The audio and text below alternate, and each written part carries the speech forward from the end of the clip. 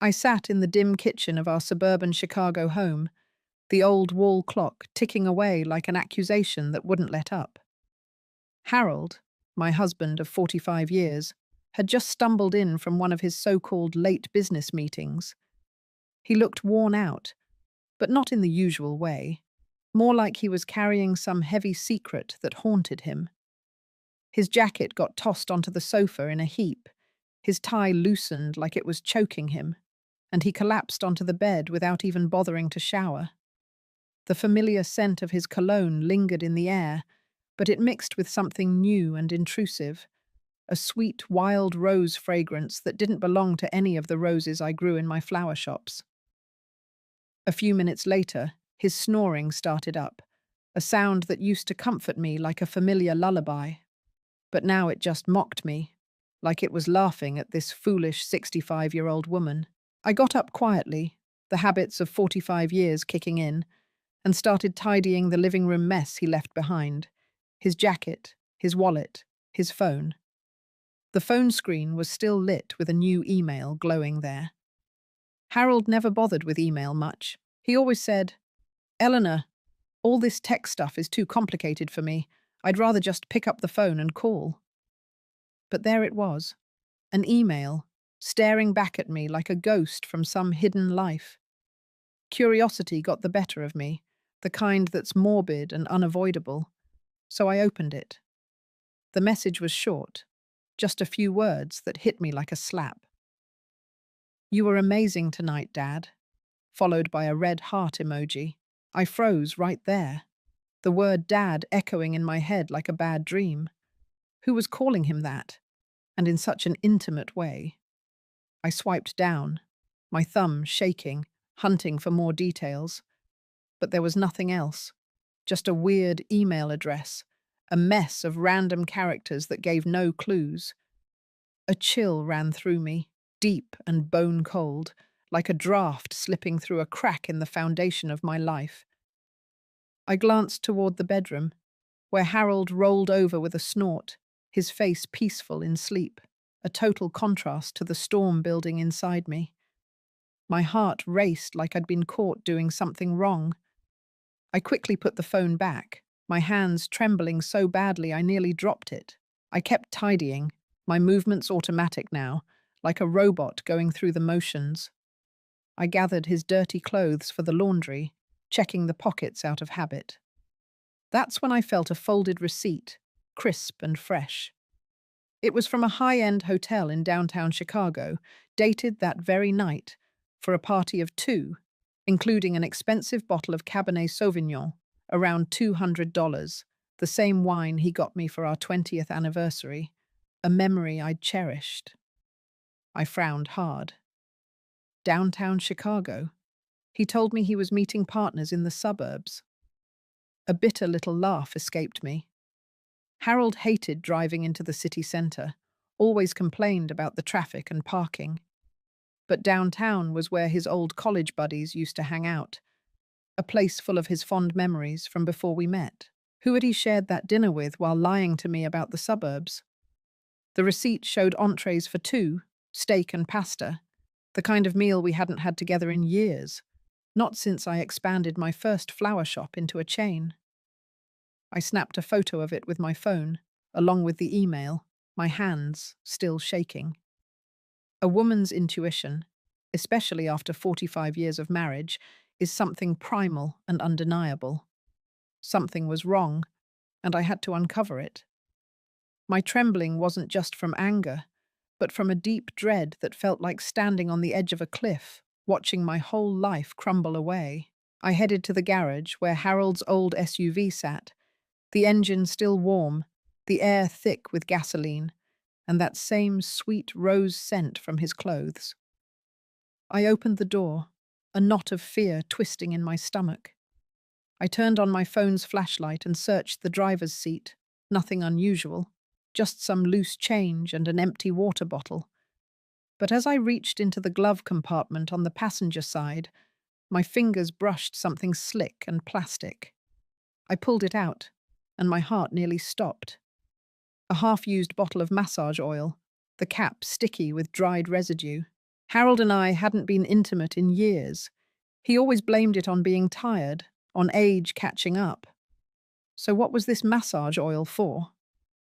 The question pounded in my mind, each word a hammer blow to my fragile world. I stood there in the dark garage, staring at it like it was a dirty secret come to life. I kept my head clear somehow, survival instinct taking over. I put it back exactly as he'd found it, wiped my hands raw on a napkin, as if the betrayal could stain my skin forever. I snapped photos of it all, the oil bottle, the receipt, even trying to capture that alien scent in an image.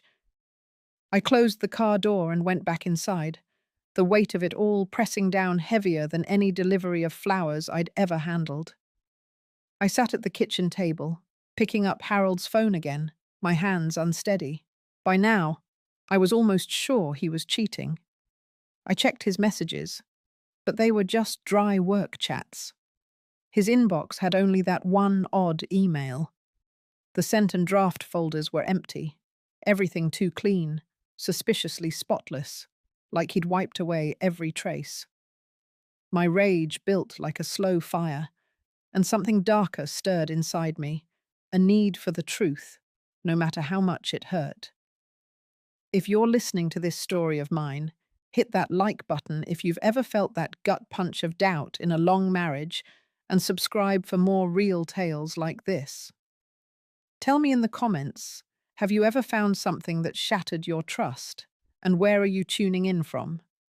I want to know how far this revenge story travels.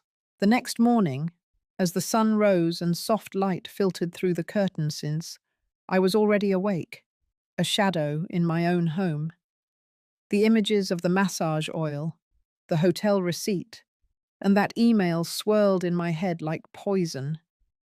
I stood in the kitchen, hands busy, but mind in chaos. I made a simple breakfast, 2 fried eggs, toast, and strong black coffee for Harold. I'd barely slept. He came down looking rumpled, hair messy, eyes groggy. He sat, sipped his coffee, set it down, half full. "I have an important meeting today," he said huskily, not meeting my eyes. "He'll be home late for sure." He was so smooth with it, the lies rolling off his tongue like they were nothing. It chilled my blood. I nodded with a forced smile, though I wanted to scream, "Where is the meeting? With who? Downtown again?" But I held back, my anger a quiet flame, and just said, "Okay, be safe." He stood, patted my shoulder lightly, a gesture that felt empty, and left. The door clicked shut, leaving me in silence with my growing certainty. I cleared the table, washed dishes one by one, the routine anchoring me in the emotional storm. I couldn't just sit spinning theories. I needed hard truth. I grabbed my phone and found the number for my old friend Sarah, who'd helped me so much when I started the flower shops.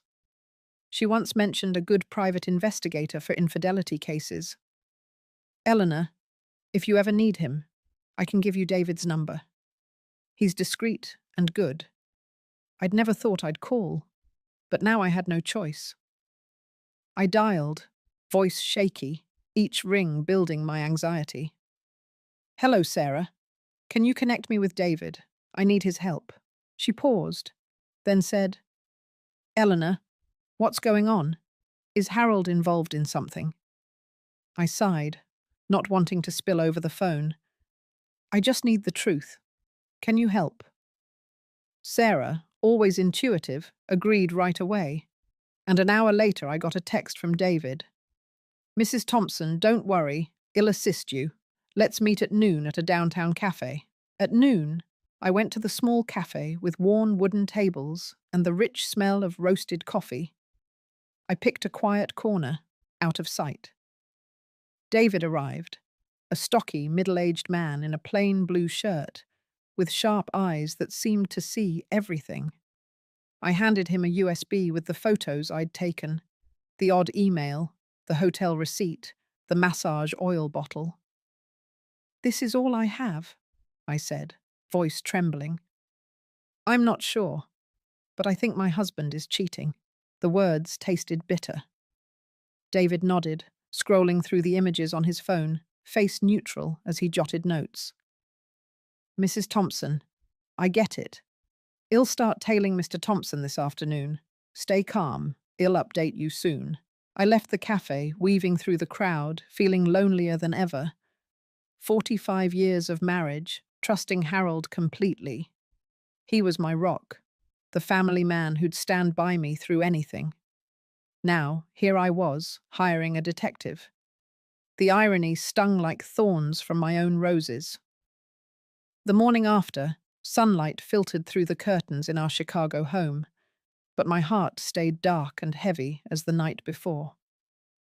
I got up early, moving through the kitchen like I'd done for decades, frying 2 eggs until they were golden, toasting bread to that perfect crispness, and brewing a pot of strong black coffee, just how Harold liked it. He came downstairs looking disheveled, hair all over the place, eyes still half shut from sleep. He plopped down at the table without so much as a glance my way, grabbed his mug, took a sip, and set it back half empty. Got an important meeting today, he muttered in that gravelly voice, staring at nothing in particular. Might be home late again. His words hung in the air like a routine I'd heard too many times, but now they cut deeper, stirring up the storm inside me. I nodded with a tight smile that hid the ache in my chest, though my mind raced back to that hotel receipt and the sticky massage oil bottle. Part of me wanted to slam my fists on the table and demand answers, to yell about who he was really seeing and why he kept slipping away.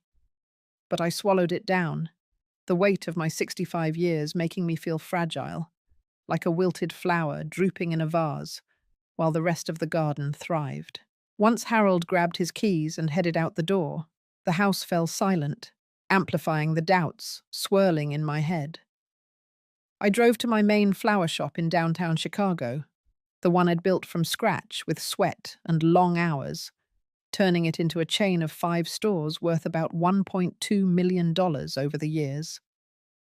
The familiar scents of lilies and roses usually wrapped around me like a comforting blanket, easing any stress from the day. But today, they just twisted the knife, reminding me of that foreign wild rose perfume clinging to his clothes, a scent that didn't come from any of my arrangements. I couldn't shake it off, so I pulled out my phone and scrolled for Sarah's number, my old friend who'd been there from the start, helping me navigate the early days of the business 30 years ago. When she picked up, her voice came through warm but concerned. "Eleanor, what's up? You sound off."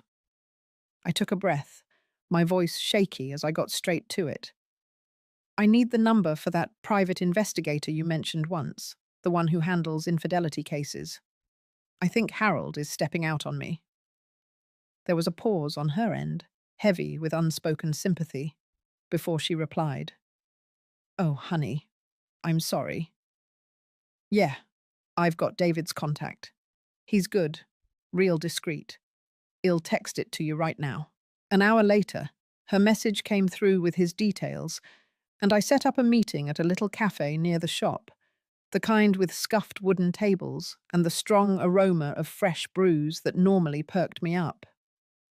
I arrived early, nerves jangling, and when David walked in, he was just as Sarah described, a solid, middle-aged guy in a simple blue shirt, with eyes that took in everything without giving much away. I slid the USB across the table, loaded with the photos of the receipt, that strange email, and the massage oil bottle. "Here's what I've got so far," I said, my voice cracking as tears welled up. "I'm pretty sure my husband is cheating, but I need proof." He nodded calmly, plugging the drive into his phone to scan the files, jotting quick notes in a small pad. "Mrs. Thompson, I understand how tough this is. I'll get on Mr. Thompson's trail this afternoon. Hang tight. I'll keep you posted as soon as I have something solid." I left the cafe feeling a mix of dread and fragile hope, weaving through the bustling downtown crowd like a ghost. That evening, Back at the shop, arranging bouquets for a big hotel order, my phone buzzed with a message from David. Attachments popped up, a series of photos that made my stomach drop. There was Harold, stepping into a fancy restaurant downtown, hand in hand with a younger woman. I zoomed in on her face, and the world tilted. It was Vanessa, my daughter-in-law, 40 years old, dressed in a tight black dress, makeup heavy and bold, hair cascading down her back.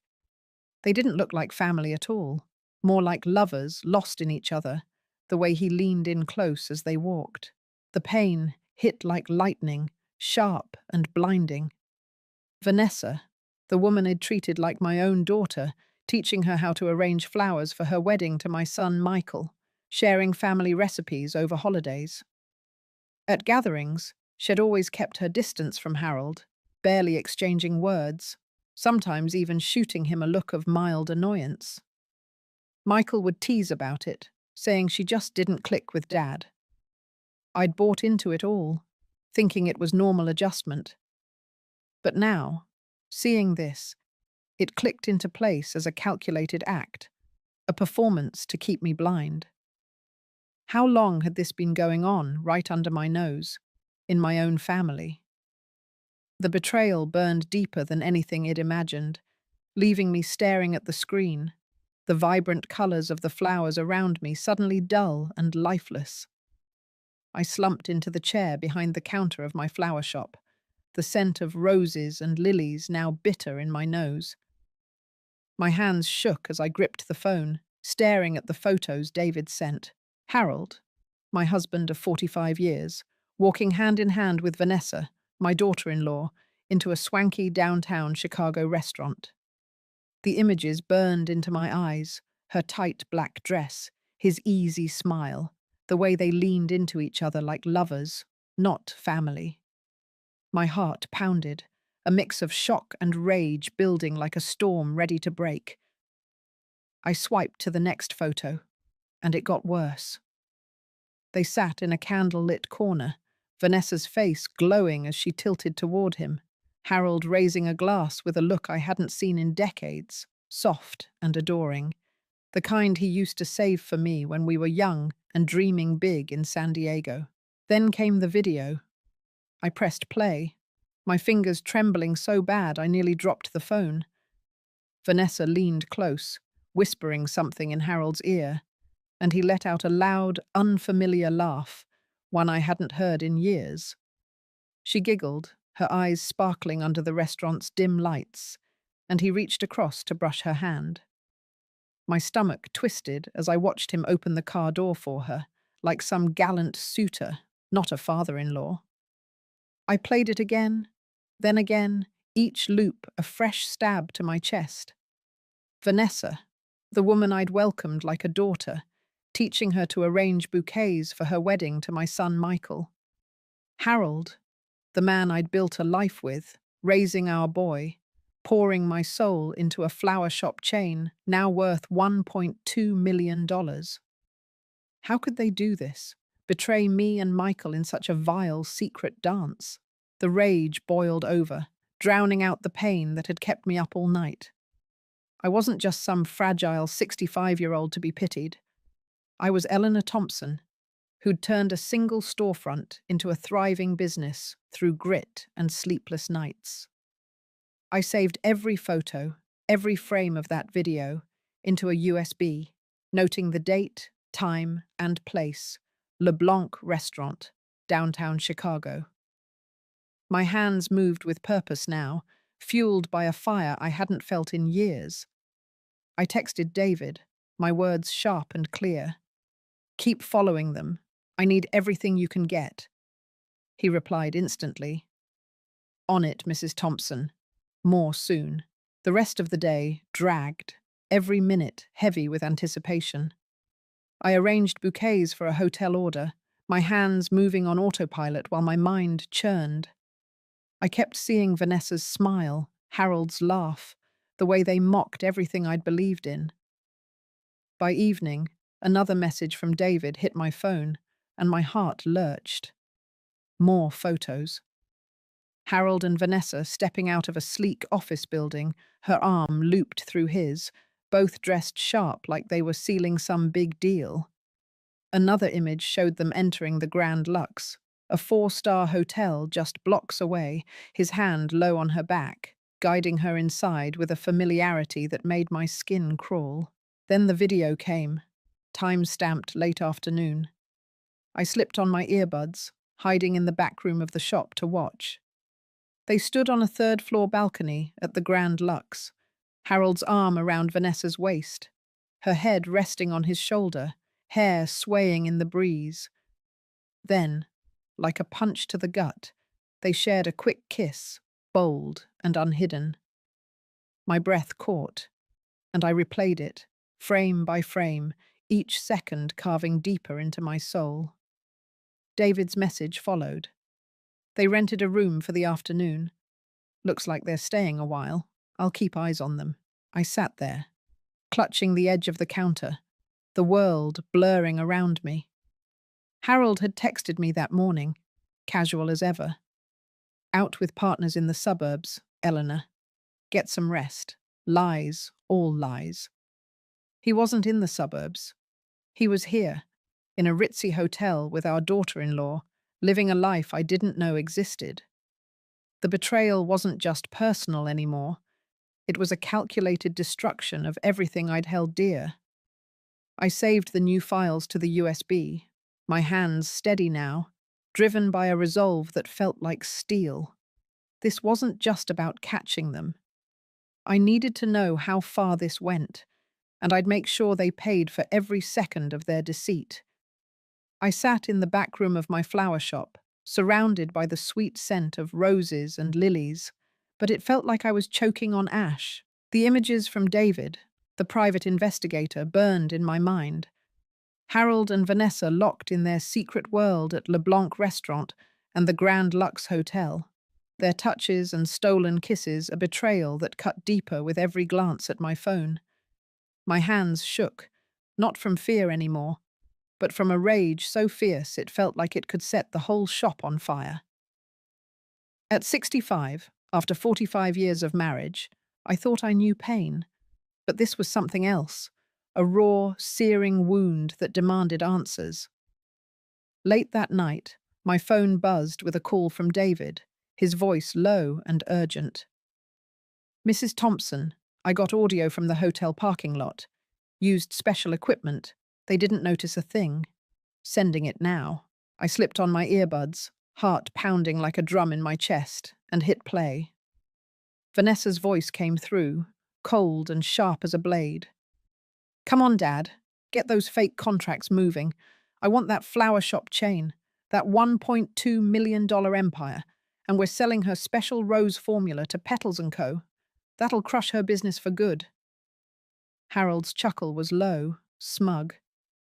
"Relax, Eleanor's clueless. She trusts me too much. I'll handle the paperwork." My breath caught, a sickening twist in my gut. This wasn't just an affair. They were plotting to steal everything I'd built over decades, my 5 flower shops, my life's work, and even the secret formula I'd perfected to keep roses fresh longer, the edge that made my chain stand out. Vanessa's voice dripped venom as she called me that old fool, a name that stung worse than any slap.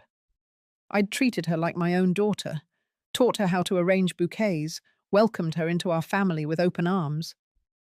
Now she was scheming to ruin me. I replayed the audio, each word fueling the fire in my chest. My hands steadied as I saved it to the USB, noting the exact time and place, Grand Lux parking lot, 9:47 p.m. Another message from David popped up. Photos this time. Harold and Vanessa in his SUV, hunched over a stack of papers, her red pen slashing across pages while he nodded, a conspiratorial grin on his face. David's text followed. "They're working with a shady notary contact to fake the transfer of your business." I'm digging deeper. I zoomed in on the image, the papers too blurry to read, but I knew they weren't innocent. This was a calculated plan to strip me of everything, not just my marriage, but my legacy, the shops I'd poured my heart into since I was a young woman in San Diego. The rage wasn't just anger anymore. It was a white-hot need for justice. I stood up, pacing the back room, the hum of the shop's cooler grounding me as I processed the betrayal. Harold, the man who'd stood by me as I built this business, who'd carried boxes of flowers when we were starting out, was now conspiring with Vanessa to tear it all down. And selling my rose formula to Petals and Conti, my biggest competitor, was a low blow meant to bury me for good. I thought of Michael, my son, oblivious to his wife's treachery, and the pain of their betrayal doubled. They weren't just breaking my heart, they were aiming to destroy my entire world. I sat back down, staring at the phone, the audio still looping in my head. Vanessa's cruel laugh, Harold's smug assurance. My fingers tightened around the USB, the weight of their plan sinking in. This wasn't just about catching them in their affair anymore. It was about protecting what was mine, the business I'd fought for, the life I'd earned. I texted David back, my words firm. Keep following them. Get every detail you can. I need it all. His reply was quick. Got it. More soon. I leaned back, the shop's quiet hum mixing with the storm inside me. They thought they could outsmart me, but they didn't know the fight I had left. I wasn't just a betrayed wife. I was Eleanor Thompson, and I'd make sure they paid for every lie. The air in my flower shop felt thick with betrayal. The scent of roses and lilies, now a cruel reminder of the lies Harold and Vanessa were weaving to destroy me. After David's latest bombshell, the audio revealing their plan to steal my $1.2 million flower shop chain and sell my secret rose formula to Petals and Co., my rage burned hotter than ever. At 65, I'd thought I'd seen every kind of hurt, but this was a new beast, a vicious plot to rob me of my life's work. That evening, as I sat across from Harold at our small kitchen table, the dim yellow light casting shadows on his face, he played his part like a seasoned actor. Eleanor, I've got some business papers coming up this week, he said casually, stabbing at his steak. They're tricky, so maybe you should take a look later. I knew he was testing me, trying to drag me into their scheme to sign away my shops. I forced a tired smile, picking at my bread to hide the fire in my chest. Sure, I'll check them out when I've got time, I replied, my voice steady but cold. Inside I was screaming, their voices from the audio looping in my head. Vanessa calling me that old fool, Harold laughing about how clueless I was. He poured himself another glass of wine, his face flushed as he rambled about a tough client, oblivious to the storm brewing inside me. When he staggered to bed, leaving his car keys on the counter, I saw my chance. My heart pounded, not with fear anymore, but with a fierce determination to turn their game against them. Late that night, while Harold's snores echoed through the house, I slipped into the garage, my phone's flashlight cutting through the dark. The SUV smelled of gasoline, and that same wild rose perfume, a taunting ghost of their betrayal. I opened the glove compartment, and there it was, the half-used massage oil bottle, cap still sticky. It wasn't just evidence of their affair. It was a symbol of their arrogance, thinking they could hide this from me. I grabbed it, my hands steady now, and headed to the kitchen. I scrubbed my hands with lemon soap, as if I could wash away the filth of their deceit, but my focus was razor sharp. I rummaged through the tool drawer, pulling out a tube of clear industrial superglue, the kind I'd used to fix broken vases at the shop. It was perfect, identical in look and texture to their massage oil. I unscrewed the oil bottle's cap, poured out the contents, and carefully filled it with the glue, drop by drop, until it was full. I shook it gently, testing the flow, and it came out smooth, indistinguishable from the real thing. A faint smile crossed my lips, But inside, a hurricane of resolve roared. This wasn't just a prank. It was the first strike in a war they didn't know they'd started.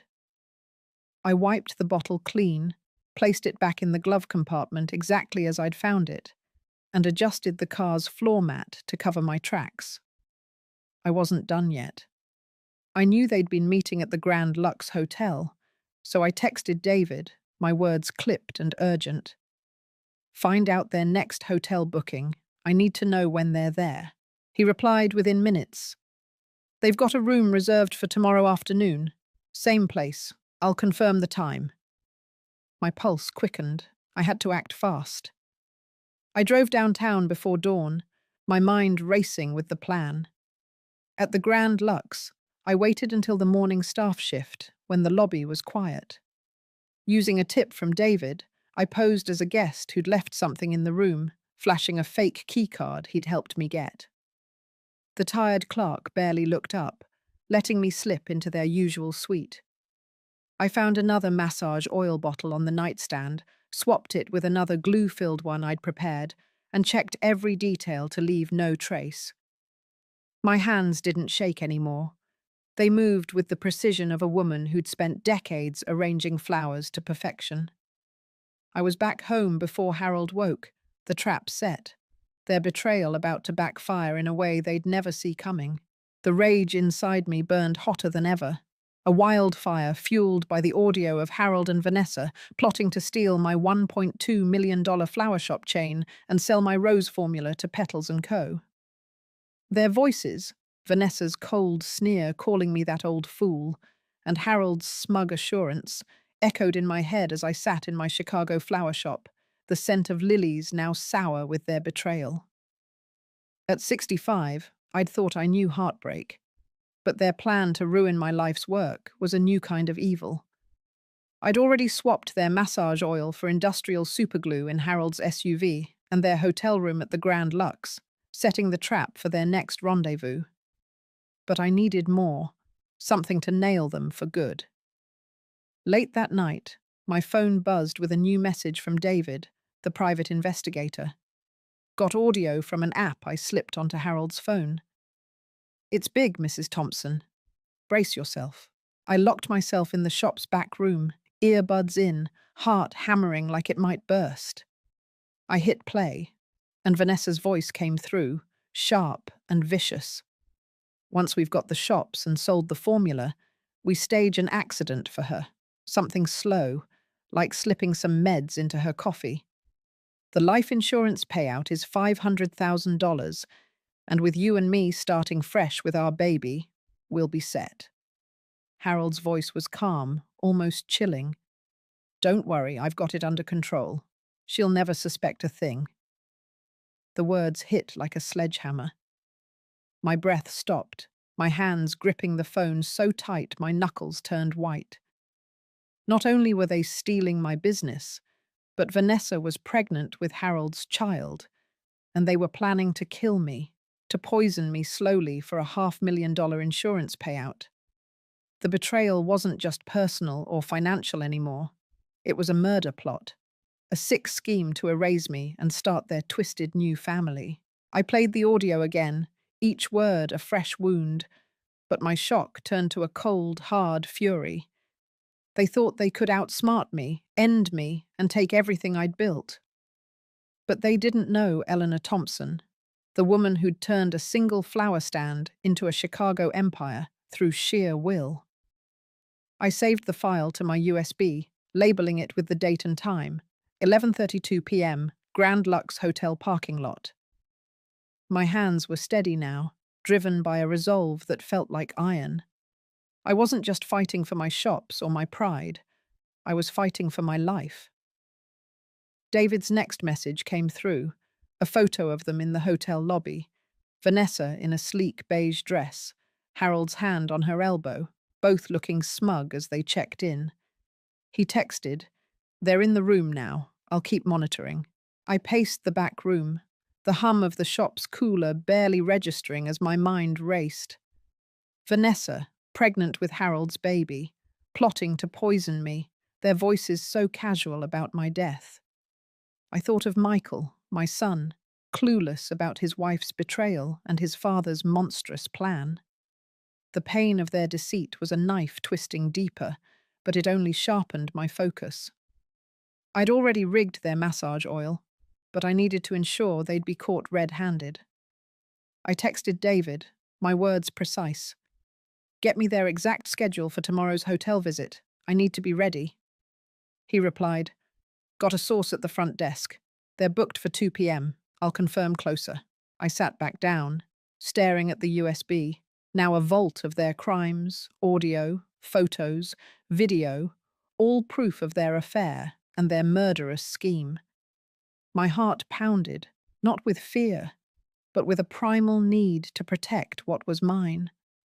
Harold and Vanessa thought they could bury me, but they'd underestimated the fight in a 65-year-old woman who'd spent her life building something from nothing. I slipped the USB into my purse, my plan taking shape. Tomorrow, they'd walk into my trap, and I'd make sure their world came crashing down just as they'd planned to do to mine. The glue was just the start. Their downfall would be my victory. My blood ran hot with a fury I'd never known. The audio of Harold and Vanessa's murder plot looping in my head like a nightmare I couldn't shake. At 65, after 45 years of marriage, I thought I'd seen every shade of betrayal. But planning to poison me for a $500,000 insurance payout and to steal my $1.2 million flower shop chain was a darkness I hadn't imagined.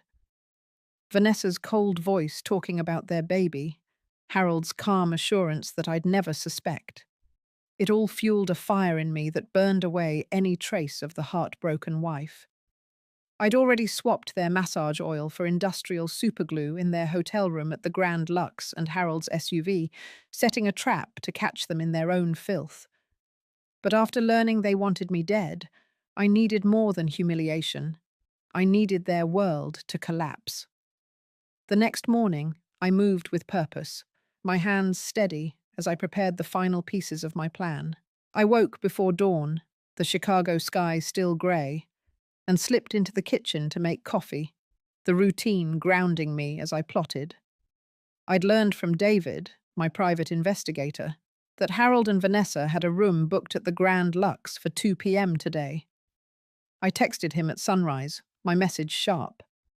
"Confirm their check-in time and get me access to the hotel's service entrance." He replied quickly, "Got it. They're confirmed for 2 p.m., room 312. I'll have a service key ready by noon." I nodded to myself, the plan crystallizing. I wasn't just going to catch them, I was going to make sure everyone saw their shame. Before leaving, I rigged a small device David had given me, a remote-activated smoke emitter he'd used for undercover jobs.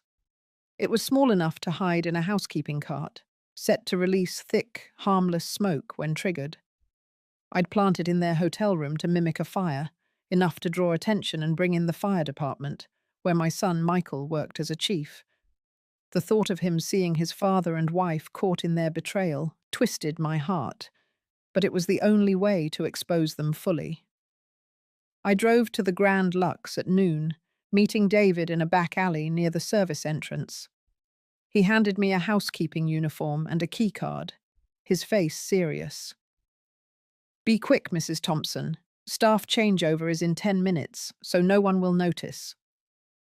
I slipped into the uniform, my pulse racing but my hands steady, and made my way to room 312. Inside, the room reeked of their arrogance, the bed neatly made, a fresh bottle of massage oil on the nightstand. I swapped it with another glue-filled bottle I'd prepared, double-checking the cap to ensure it looked untouched. Then I tucked the smoke device under the dresser, hidden but ready to go off with a tap on my phone app. I adjusted the curtains to ensure the smoke would billow out the window, catching eyes from the street below. Everything was in place, a perfect trap for their 2 p.m. rendezvous. I left the room, blending back into the bustle of downtown Chicago, and headed to a nearby coffee shop to wait, my phone ready to trigger the device. By 1:30 p.m., David texted, "They just checked in, heading to the room now." My heart pounded, but it wasn't fear. It was the thrill of justice closing in. I pictured them walking into that room, smug and unaware, ready to use that glue thinking it was oil.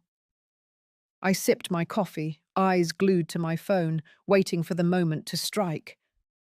The thought of their plan to poison me, to take my shops and my life for their twisted future, only sharpened my resolve. I wasn't the fragile old woman they thought I was. I was Eleanor Thompson, who'd built an empire from nothing, and today I'd tear theirs down. The clock hit 2:15, and I knew they were in the room, their betrayal about to be exposed in a way they'd never recover from. I opened the app, my finger hovering over the trigger, ready to unleash the chaos that would end their lies forever.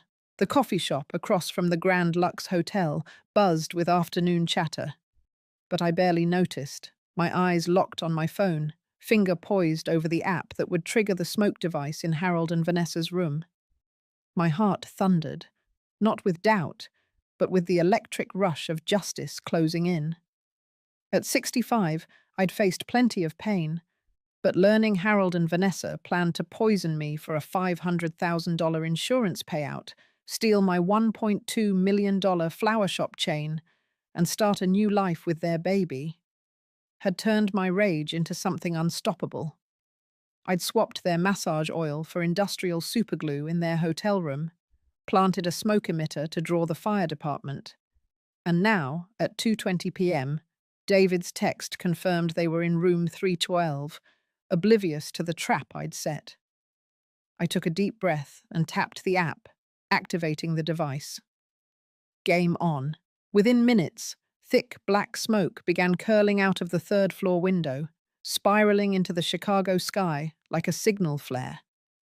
From my seat, I watched pedestrians stop, pointing up, their voices rising in alarm. Someone yelled about a fire, and a man across the street pulled out his phone, dialing 911. My pulse raced, but I stayed calm, sipping my coffee as the plan unfolded. Sirens wailed in the distance, growing louder, and soon a fire truck screeched to a halt outside the Grand Lux. My son Michael, chief of his crew, leapt out in his gear, face tense as he barked orders. "Get the hoses ready, there could be people inside."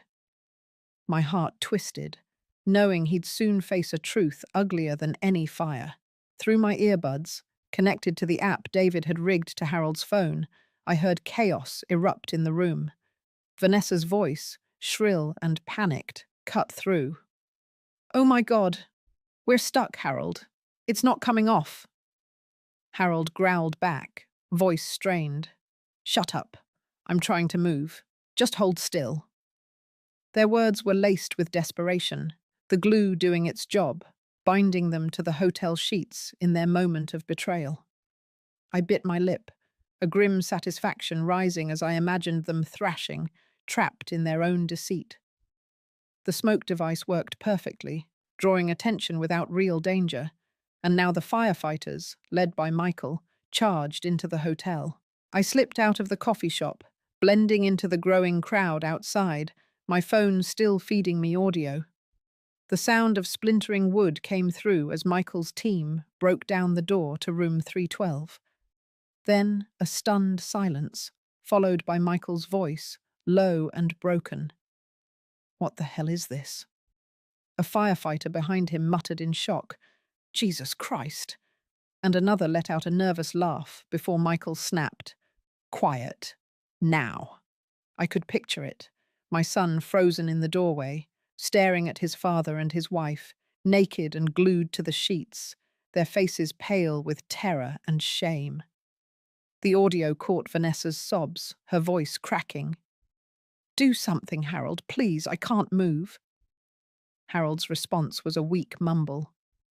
"Don't let them see us like this," but it was too late. The crowd outside swelled, hotel guests and passers-by craning their necks, whispering and pointing. A woman nearby gasped, "That's Harold Thompson, with his daughter-in-law." "My God, what a disgrace," another voice chimed in. "Poor Eleanor, how could they do this?" Someone was already filming, phones raised high, capturing the firefighters hauling out equipment while the smoke cleared. I'd sent David's audio of their murder plot to the police just before triggering the smoke.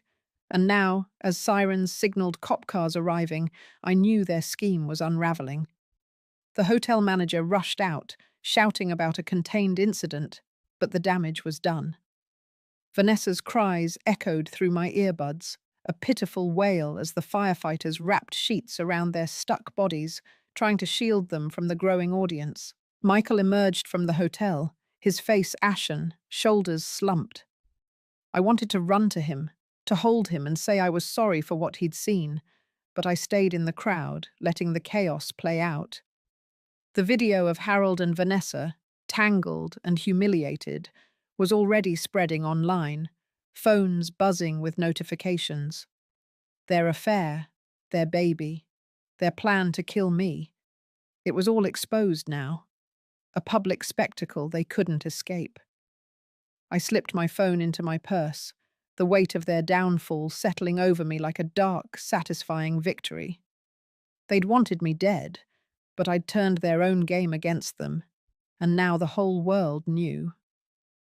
The chaos outside the Grand Lux Hotel faded as I followed the ambulance to the hospital, my heart still racing from the scene I'd orchestrated. Harold and Vanessa, glued to the sheets in their hotel room, exposed to the world by my son Michael's fire crew, their affair and murder plot laid bare for all of Chicago to see. The video of their humiliation was already blowing up online, shared across social media with whispers of disgust and disbelief. At 65, I'd turned their betrayal into a spectacle. But the satisfaction was bittersweet, knowing Michael had to witness his father and wife's shame. As I walked into the hospital, blending into the sterile bustle of the emergency wing, I clutched my purse, where 2 tubes of thick mustard were hidden, my final jab at their arrogance. The fire was out, but I wasn't done burning them. Inside, the air smelled of antiseptic and tension. I kept my face composed, playing the concerned wife who'd just heard about a hotel incident. A doctor approached, his brow sweaty, voice low. "Mrs. Thompson, we separated them. No serious injuries, just some skin irritation. They'll need ointment for a few days." I nodded, feigning relief, my fingers brushing the mustard tubes in my purse. "Thank you, doctor," I said softly, my voice trembling just enough to sell the act. He led me to the nurse's station, where a young nurse handed me 2 tubes of medicated ointment, her eyes full of pity. "I'm so sorry you're going through this, ma'am," she said, turning away to answer a call. The moment her back was turned, I swapped the ointment for the mustard, my hands moving fast and sure, like I'd rehearsed it 1,000 times in my head. I walked into their room, the fluorescent lights casting a harsh glow on Harold and Vanessa. She sat on the bed, hair a tangled mess, eyes red and puffy, refusing to meet my gaze. Harold looked pale, his face drawn, mumbling as I entered. "Eleanor, I can explain." I cut him off with a cold stare, placing the mustard tubes on the table between their beds. "Just get better," I said, my voice flat, turning to leave. Moments later, as I stood in the hallway, a piercing scream tore through the air. Vanessa clutched her arm, sobbing hysterically. "It burns. Oh God, it's burning my skin." Harold writhed, cursing under his breath. "What is this stuff? It's killing me." The hallway erupted in chaos, nurses rushing in, patients and visitors craning their necks to see. A doctor barked orders, demanding a neutralizing wash, but the damage was done.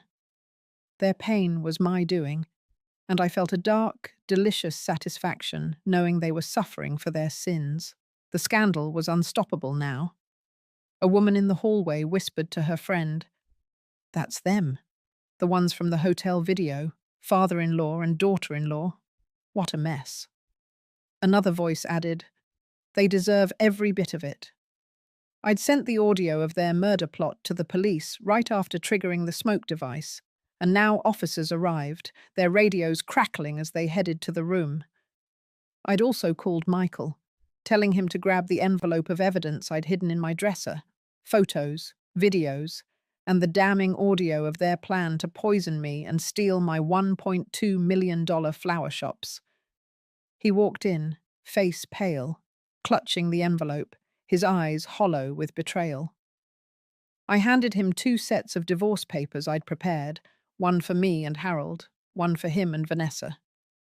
"Take these to them," I said, my voice steady despite the ache in my chest. Michael nodded, stepping into the room. I stayed outside, listening as he dropped the papers on the table. "Sign these and get out of our lives," he said, his voice raw but firm. Vanessa's sobs grew louder, her voice breaking. "Michael, please. It was a mistake. Forgive me." Harold tried to speak, his tone desperate. "Eleanor doesn't understand, son. Let me explain." But Michael walked out, his boots heavy on the tile, leaving their pleas unanswered. I watched him lean against the wall, head in his hands, and my heart broke for him. But the sight of their downfall filled me with a grim triumph. They'd wanted me dead, my shops gone, my son broken. Now they were the ones ruined, their names trashed across Chicago, their plans in ashes. I slipped the mustard tubes back into my purse, my trap complete, their punishment sealed. The hospital hallway's antiseptic smell clung to me as I stood outside Harold and Vanessa's room, the echoes of their screams from the mustard-soaked ointment still ringing in my ears.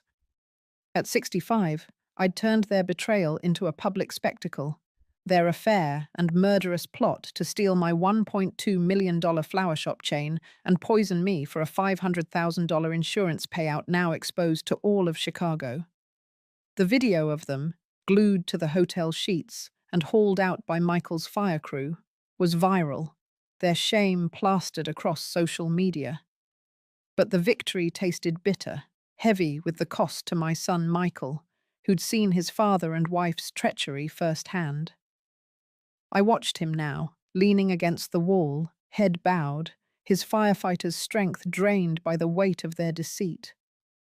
My heart ached for him, the boy I'd raised, now broken by the 2 people he loved most.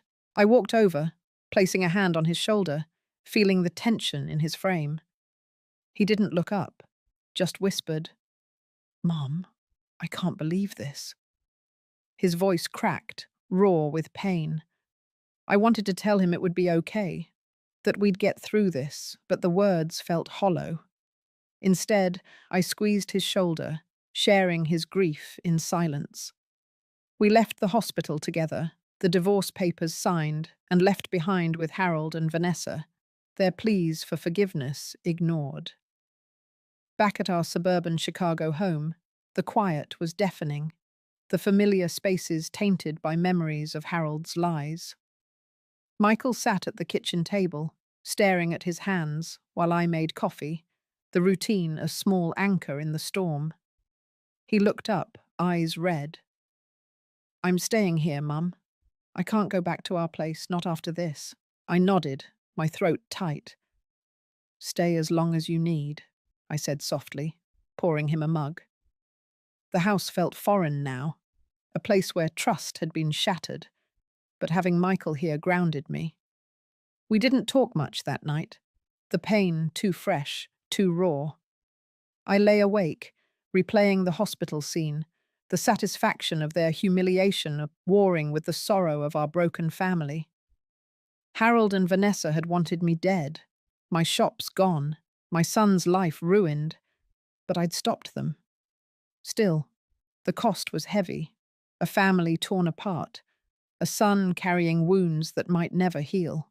The next morning, I went to my flower shop, the familiar scent of roses and lilies offering no comfort. Michael came with me, insisting on helping with deliveries, his firefighter's hands now arranging bouquets with care. He was quieter than usual, his usual easy smile gone, replaced by a distant look that broke my heart. I watched him load boxes, his movements mechanical, and felt a pang of guilt for the pain my plan had caused him. But I'd had no choice. Letting Harold and Vanessa get away with their scheme wasn't an option. I approached him as he sorted invoices, my voice gentle. "You don't have to do this, Michael. Take some time." He shook his head, his jaw tight. "I need to keep busy, Mum. It's the only way I can deal with this right now." I nodded, understanding the need to move, to work through the hurt. We spent the day together in the shop, filling orders for a big hotel client, the routine a fragile bridge to normalcy.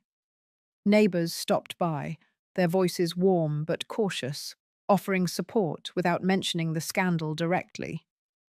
Mrs. Larson, a regular, squeezed my hand. "You're strong, Eleanor. This shop is proof of that." I managed a smile, but inside I felt like a vase cracked but still holding together. By evening, we sat at the kitchen table, eating a simple meal of pasta and salad, the silence between us heavy but not empty. Michael looked at me, his eyes softer now. "We'll be okay, Mum. We've got each other." His words were a balm, easing the ache in my chest.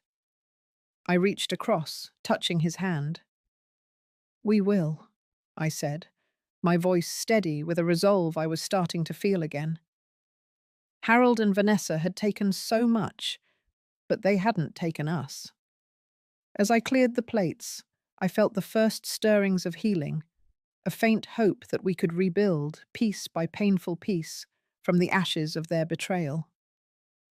The days after the hospital confrontation blurred into a quiet ache, the sting of Harold and Vanessa's betrayal still raw in our Chicago home. Their screams from the mustard-soaked ointment and the public humiliation of being unglued from hotel sheets by Michael's fire crew lingered in my mind, a dark satisfaction tempered by the pain I saw in my son's eyes. At 65, I'd dismantled their plot to steal my $1.2 million flower shop chain and poison me for a $500,000 insurance payout.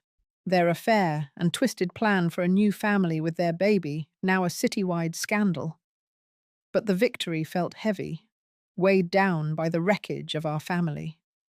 Michael stayed with me, his presence a lifeline as we navigated the fallout, but his silence spoke of wounds that cut deep. Each morning, we headed to my flower shop together, the routine of arranging roses and lilies, a fragile thread tying us to normalcy. Michael threw himself into work, handling deliveries and invoices with a focus that masked his grief.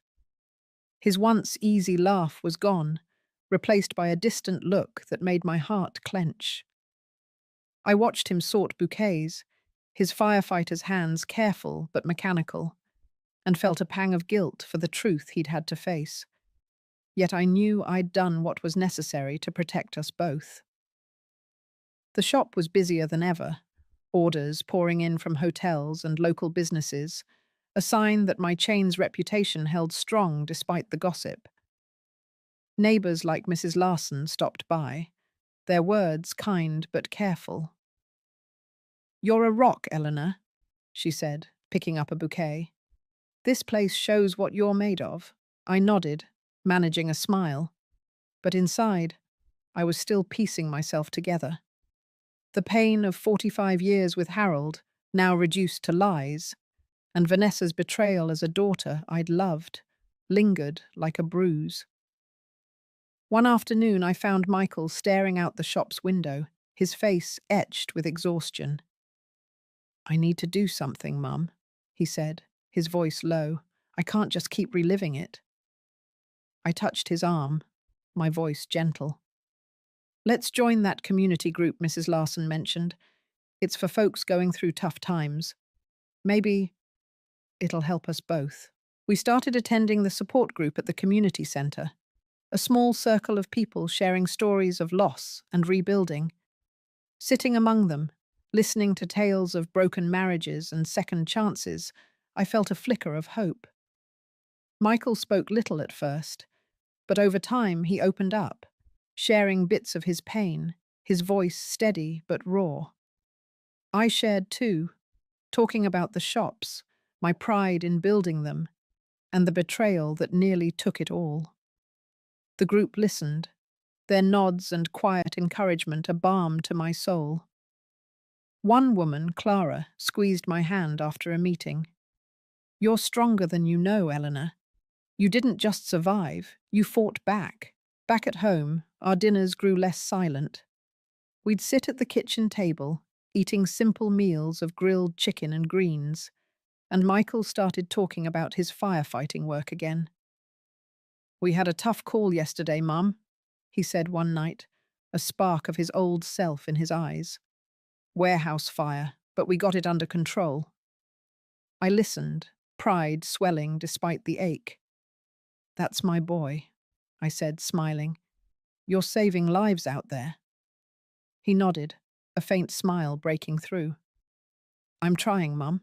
The shop kept thriving, a big order from the Grand Hotel boosting our numbers. Michael took on more, calling clients and managing stock, his focus giving me space to breathe.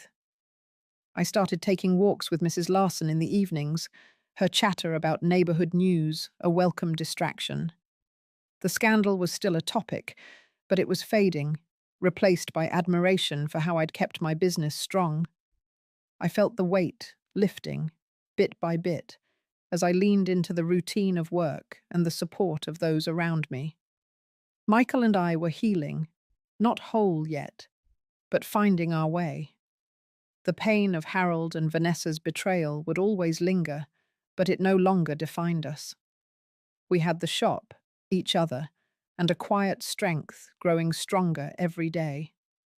Weeks after the hospital showdown, my Chicago flower shop hummed with life, the bell above the door chiming constantly as customers flowed in and out. At 65, I'd turned Harold and Vanessa's betrayal into their undoing. Their plot to steal my $1.2 million flower shop chain and poison me for a $500,000 insurance payout. Now a fading scandal, replaced by the community's support for me and Michael. The viral video of them glued to hotel sheets, exposed by Michael's fire crew, had cost them everything. Their reputations shredded, their freedom gone after police arrested them for the murder scheme. But for Michael and me, the pain lingered, a wound we were learning to heal together, finding strength in the ashes of our broken family. Each morning, Michael and I opened the shop side by side, arranging roses and lilies, filling orders for hotels and weddings. He'd taken on managing client calls, his voice steadier now, though the light in his eyes wasn't fully back. I watched him pack bouquets, his firefighter's hands gentle with the petals, and felt a quiet pride. The shop was thriving, our biggest client, the Grand Hotel, doubling their order for weekly arrangements. Neighbors like Mrs. Larson became regulars, their words warm. "Eleanor, you're an inspiration," she said, clutching a bouquet of lilies. "You kept this place going through hell." I smiled, my heart lighter, but the scars of Harold and Vanessa's betrayal still tugged at me. One evening, as we closed the shop, Michael sat me down, his face serious but softer than before. "Mum, I got a letter from Dad," he said, pulling a folded paper from his pocket. "He's in jail, says he's sorry, wants to talk." I looked at him, my heart tightening. Vanessa sent one too, begging forgiveness. "I don't know if I can, but I'm tired of hating them." His words hit me hard, stirring a mix of pain and hope. I'd spent weeks fueled by rage, but now, seeing Michael's struggle, I felt something shift. I took his hand, my voice calm. "We don't have to forgive them yet, but we can let go of the hate. It's poisoning us more than them." That moment marked a turning point. I started attending a church group on Sundays, sitting in the glow of stained glass windows, praying not for Harold or Vanessa, but for peace, for Michael, for myself. The group's quiet support helped me see that justice wasn't just their downfall, but our freedom to move forward. Michael joined me sometimes, his presence a comfort as we rebuilt our bond. One night at dinner, over a simple meal of roast chicken and potatoes, he smiled, a real one, and said, "Mum, let's plant a new rose garden out back, like the one you had when I was a kid." I laughed, the sound surprising me. "Deal, but you're digging the holes." The shop grew stronger, new clients calling from across Chicago, my rose formula safe, and my chain now valued higher than ever. I hired 2 new staff, easing the load, and joined a local women's gardening club, sharing tips and stories with women my age. Clara from the support group became a friend, her laughter a reminder that life could still be bright. Harold and Vanessa faced their trials, their pleas for forgiveness unanswered for now, but I felt a flicker of hope that one day we might find a way to heal, not for them, but for us. Justice had been served, their plans crushed, but our victory was in living again, in the shop's success, in Michael's slow smiles, in the strength we'd found together. As I stood behind the counter, arranging a bouquet for a wedding, I looked out at the bustling street, the world moving on. I'd lost a husband, a daughter-in-law, but I'd kept my son, my shops, and myself. The pain would always be there, but so would our resilience, a garden growing stronger with every season. We'd won, not just against them, but for a future built on truth and hope. Did this story hit you hard? Hit that like button if you felt my fight, and subscribe for more real-life tales of triumph. Drop a comment. Tell me where you're listening from, and if you've ever had to rebuild after betrayal. I'd love to hear your stories, your strength. Your support keeps these stories coming, so thank you for being here. Check out the next 2 stories on my channel, and I'll see you in the comments with love and respect.